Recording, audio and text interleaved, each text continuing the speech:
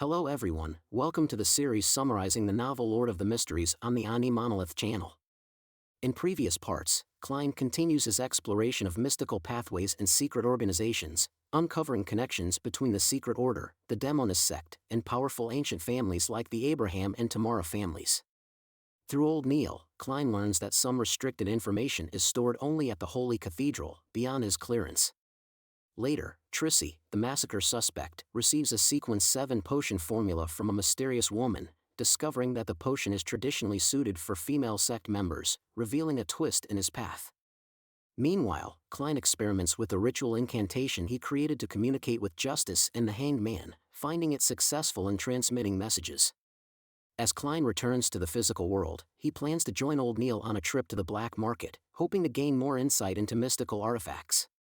The following afternoon, after finishing his tasks at the Blackthorn Security Company, Klein and Old Neil took a public carriage to the harbor. Their destination was a bar called Evil Dragon. As they approached, Klein suddenly sensed something and turned to look at the warehouse across from the bar. There, he spotted a large, burly man in a hidden position on the rooftop. The man was carrying an enormous gray-white mechanical box and holding a large, complex rifle. The gray-white metal box and the rifle were connected by a visible tube. Realizing that the machinery was a high-pressure steam rifle, Klein was taken aback and asked Old Neil about it, knowing such weapons were typically managed by the military. Old Neil, noticing the unusual situation, directly asked the man guarding the entrance to the Evil Dragon bar. Since Neil was a familiar face, the man explained, the bar was nearly wrecked earlier. A wanted criminal showed up to buy materials but got recognized. I heard the name was Trissy. Hearing this, Klein realized there were not only men on the rooftop but also several others nearby, armed with repeating rifles, searching for something. Klein deduced the cause of the chaos. Earlier, Trissy, unaware that Joyce Meyer had grown suspicious of him, boldly went to the black market to buy materials. As a result, he was spotted by informants from the mandated Punishers or the Nighthawks, leading to a fierce conflict. Klein then asked if Trissy had been captured, but the answer was that he had escaped. Not paying much attention to the commotion, Old Neil asked, "Is the black market still open?" Upon receiving confirmation that it was, Old Neil led Klein straight into the bar. They navigated through several crowded and winding areas to reach the trading venue.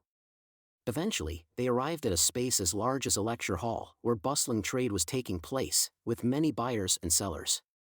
Old Neil explained to Klein that 1/20th of the bar's profits went to Swain, the owner of Evil Dragon Bar and a former mandated Punishers captain, an aging man known for his heavy drinking. Hearing about the fees for trading in the black market, Klein was amazed and lamented how difficult it would be to make purchases here. However, Old Neil grumbled that if anyone needed to buy something but lacked money, they could borrow from Swain, though the interest rate was very high. Hearing this, Klein immediately thought of Swain as a loan shark. He then asked Old Neil if Swain was a seafarer, Sequence 7, but Neil replied that he wasn't, as Swain was only a folk of rage, Sequence 8. Neil sarcastically explained that Swain had given up on advancing to seafarer because he feared losing control.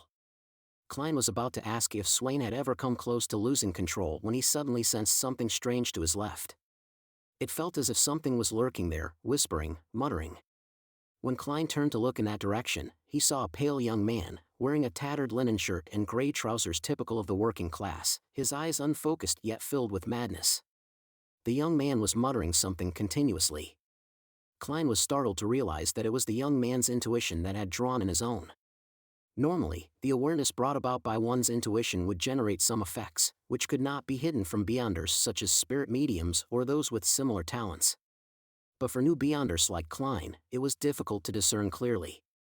Only when someone's intuition reached a certain level or there was an abnormal distortion could Klein detect it. At that moment, the pale young man suddenly turned toward Klein, looked directly at him, and burst into loud laughter, shouting, "Ha, the smell of death, death." However, before he could finish, he screamed, his eyes clamping shut and blood-red fluid flowing out. He rolled on the ground for a long time. Oddly, many merchants and customers walked by, witnessing the event, yet none paid any attention. Seeing Klein's confusion, Old Neil patiently explained, "His name is Adamasol, an orphan known as the Monster. Adamasol has an exceptionally high natural intuition and often sees things he shouldn't see, hears things he shouldn't hear, so he frequently rambles and gets hurt like he did just now. Upon hearing this, Klein immediately had a suspicion that AniMonolith might have realized the body he was using had died once. Klein then lowered his voice and asked old Neil, with a tone full of doubt, why the Nighthawks, mandated punishers, or machinery hive mind hadn't recruited AniMonolith. In response to Klein's question, old Neil explained that none of the members of these units had a potion sequence that matched AniMonolith. Hearing this, Klein understood that AniMonolith was the type of person who was innately wired to a certain path. Klein then asked another question: which sequence did AniMonolith fit into? Old Neil responded quietly, trying to avoid others overhearing anything about mysticism and becoming curious or attracting people interested in the occult. He explained that AniMonolith fit sequence 9, known as Monster. Unfortunately, only the School of Life possessed the early stages of this sequence pathway. Upon hearing the name of the School of Life, Klein suddenly recalled the information he had read earlier. This mysterious organization appeared during the early period of the Fifth Epoch, with unclear origins. The Life School of Thought mainly focuses on passing knowledge from master to disciple. Their specific doctrines and beliefs are rarely shared with the outside world. Klein only knew that they divided the world into 3 levels: the world of absolute rationality, also called the world of absolute truth, the spiritual world, and the material world. Additionally, Klein had read that this mysterious organization once had a prophet. As Klein pondered these vague ideas, AniMonolith had already moved elsewhere. Old Neil then advised Klein to wander around the market while he went to repay a debt. Following Neil's advice, Klein began to browse the stalls. While Klein was about to inquire about the price of a protective amulet, he suddenly heard someone ask from behind the counter, "Is this powdered from cow-tooth dandelion?" The moment Klein heard cow-tooth dandelion, he immediately thought of a secondary ingredient for the spectator potion. During a gathering where the hanged man had traded with Justice, Justice had repeatedly mentioned this ingredient, so it left a deep impression on Klein. Klein subtly turned to see who had asked about the cow-tooth dandelion. The man stood less than a meter away from Klein, dressed in a black suit with a matching bowler hat and holding a cane, overall presenting a rather elegant appearance. The elegantly dressed man then began negotiating with the shop owner for a price reduction. After successfully striking a good deal with the shopkeeper, he left with 2 items: cow-tooth dandelion and a sunflower with white-edged petals. Witnessing this, Klein felt that he had overthought the situation. Nonetheless, just to be sure, Klein gently tapped his glabella twice to activate spirit vision and scan the man. After a few moments, Klein concluded that the man was completely normal, with both a stable body and mental state. Klein then returned to what he originally intended to do: inquire about the protective amulets. By using spirit vision, Klein could detect the aura emanating from the amulets. Among the various materials of amulets on display, only 2 or 3 emitted auras, some glowing a bright red, others a faint white, or shining gold. This indicated that they possessed some level of spirituality. This meant that those talismans were indeed effective. Previously, Klein had carefully observed and confirmed that the owner of the homemade amulet stall possessed some level of knowledge and mysticism. The owner had correctly chosen different sources of power and used the appropriate incantations without making mistakes. Additionally, he had accurately selected the right materials corresponding to the origins of the different powers.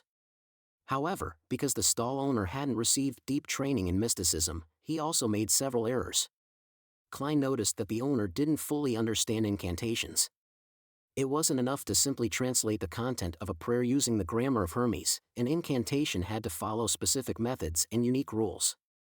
Another issue was selecting the correct symbolic signs for the source of power. For an amulet to be truly effective, during the engraving of the incantation and symbol, the maker had to channel their spirituality through the tip of the carving tool.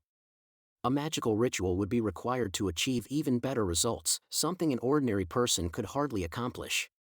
Due to these reasons, the owner had made mistakes in several layers of the process, resulting in only 2 or 3 of the talismans on display emitting auras, and Klein couldn't determine how effective those were.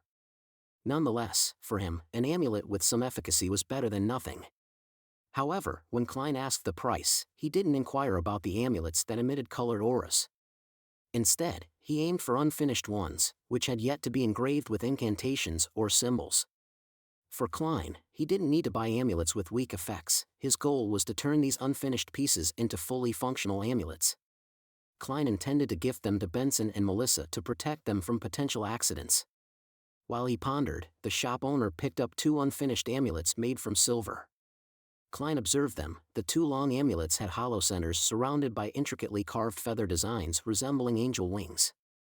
One amulet was simple, almost plain, without much decoration, featuring a vertical stroke symbolizing the night, inlaid with a circle representing a bright red color. After some haggling, Klein bought the 2 silver pieces for 5 sols, 6 pennies, and 4 sols, and 9 pennies, respectively. As Klein accepted the silver amulets and prepared to browse other stalls, a soft, innocent voice suddenly asked, "Why didn't you buy the finished amulets?" Klein turned to see a girl about 15 or 16 years old. She wore a light yellow dress and held a ribbon silk hat in her hand. Hearing her question, Klein tactfully replied that he wanted to try his hand at crafting a finished amulet himself. Klein gave this answer to avoid giving the impression that he intended to steal business from the shop owner, although he had considered the idea of using this skill to earn some extra income. Upon hearing Klein's response, the girl hesitated before shyly asking if Klein could help her choose an amulet as a birthday gift for her close friend. Klein agreed and explained that different requests align with distinct sources of power and deities, each linked to a star and corresponding materials. For instance, incantations to prevent accidents connect to the Queen of Calamity and Fear, or the Evernight Goddess, whose symbol is the moon. Since the moon's associated metal is silver, he suggested a silver amulet with the proper incantation as the best choice for protection. However, as he spoke, Klein silently added that using the correct incantation was quite complicated, as it required fulfilling various conditions, such as numerological significance, ritual usage, and the positioning of corresponding symbols. The girl, unaware of Klein's inner thoughts, was excited by his explanation. She asked if it was possible to use an amulet representing a different god than the one she worshipped. Hearing this, Klein reassured her that it would be fine. Yet, just as before, he silently added that while this was true for the wearer, the maker had to be cautious. If a follower of the Lord of Storms tried to make an amulet dedicated to the eternal blazing sun, they might encounter serious problems. Of course, this applied to those who used ritual magic in their crafting, which wasn't the case here, so Klein wasn't too concerned. Relieved, the girl asked which deity to choose for an amulet to bless her friend with good health. Klein smiled and explained that both the eternal sun, symbolized by the sun, and the goddess of the earth, represented by the brown star, could fulfill her wish. The material for the sun is gold, and for the brown star, it's lead. But recommended she choose the sun. Klein gave this advice because, among the 3 amulets that had auras, one was a health-related amulet associated with the sun. After learning how to choose the right material for an amulet, the girl continued by asking how to distinguish between incantations and symbols. Klein explained that understanding Hermes was essential and asked if she knew the language. She replied that she had only been briefly exposed to it and wasn't very familiar with it. Seeing this, Klein offered to help her choose the golden amulet with the appropriate incantation. The girl and the shop owner both thanked him as he left. At this point, old Neil had finished settling his debt, holding a dark wooden box in his hand. When he saw Klein, he pointed to a room at the back and said, "If you want to buy or sell extraordinary materials, go in there. After all, no one wants others to know which supernatural items they're purchasing." As Klein was processing old Neil's advice, a familiar voice mentioned a material for the spectator potion. Klein glanced over and saw the bespectacled man with the golden-framed glasses from earlier. Klein decided not to pay any more attention to the situation. After all, even though he would soon become a member of the Nighthawks, he didn't believe that all Beyonders should be recruited or imprisoned. It depended on the circumstances.